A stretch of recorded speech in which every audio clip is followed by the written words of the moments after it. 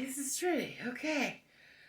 It's been a really interesting week. So, my series of why mental hospitals don't work is going to take another direction. Okay.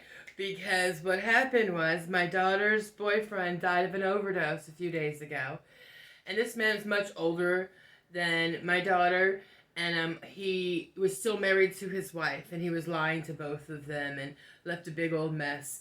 But so this trigger event has meant that my daughter's on a 5150 hold, and she's being evicted. I'm gonna have to pack up her belongings and put them in storage because when we were helping the family get their belongings of their loved ones' belongings out of her apartment, my daughter was, in my opinion, disrespectful to his mother, and she got into it with my mother when the family had left momentarily.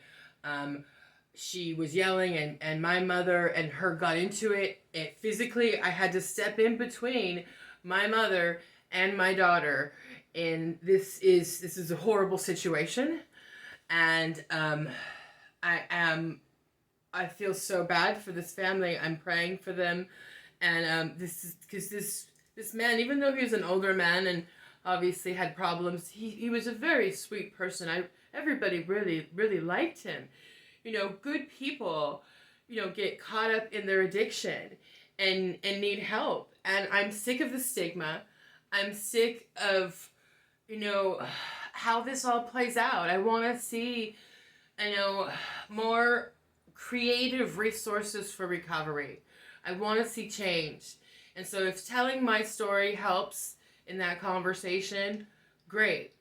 That's my intention of sharing this. So why I feel mental hospitals don't work? Okay. My daughter's on a 3-day hold. It's been probably 24 hours. So I have 2 days to get together some paperwork to keep her in the hospital. Or, they'll put her through all these agencies, and she'll see all of these people and use all of these resources and get, moved around, and it's traumatizing. Yes, it's not a loving experience in the least, but it's it's where we're at. It's the choices that she's made. And I wasn't forcing this. I could have forced it because I knew she was in a very bad state. Even though she said she wasn't suicidal, she was obviously distraught. I didn't force it. It was her calling the police, and the police calling me saying, we're trying to do this hold. Here's how you can help us. And I helped them because I want my daughter to get treatment.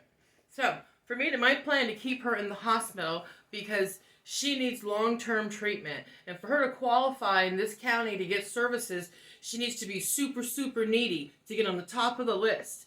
So one of the qualifying factors to get her in the program, and the paperwork I'm filling out, which is a 4-page form you can get from NAMI, National Alliance on Mental Illness, has a 4-page form for family members and other concerned parties that you can fax to the hospital. I've given it to the ER, and I plan to fax this form to whatever facility they transfer her to today or tomorrow. She'll be transferred. I only have these 3 days, these 72 hours to get that form and information into the hospital. I'm asking all of our family and friends to help fill out this form if they're willing to help us keep her in the hospital long term.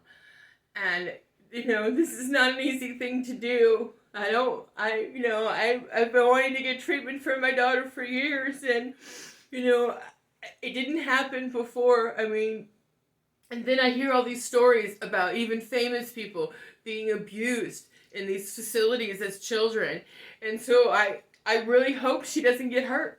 But honestly, with her history of violence, I'm more concerned about her hurting other people at this point.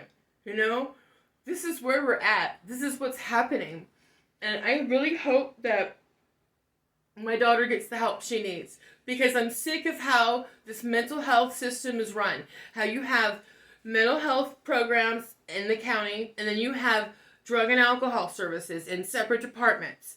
when the large majority of people are dual diagnosis patients, and if you're not treating both, you're just moving people around from one department to another where nothing really, no treatment actually occurs. There's this, oh, we're going to enter you into this system and make money, and then we're going to enter you into this other system and make money.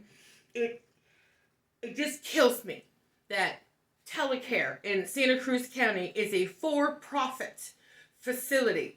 The government has a contract with investors. People are investing money in a mental health facility so they can make a profit on our pain. And it's not acceptable. I am tired of this. But I have no other choice but to use the services that are available and put her there. I have no other options because she's homeless. And I can't stop this nightmare. I can only try to participate to the best of my ability to try to keep my daughter safe. And I hope I've made the right decision.